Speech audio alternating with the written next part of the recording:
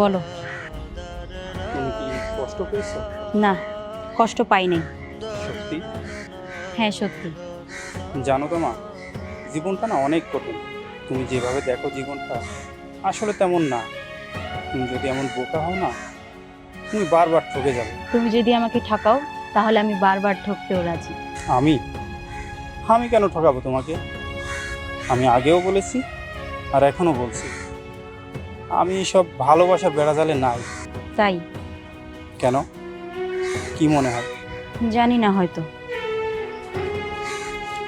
আমার একটাই কষ্ট, আমাকে কেউ কখনো বোঝেনি আর বুঝতে পারবেও না।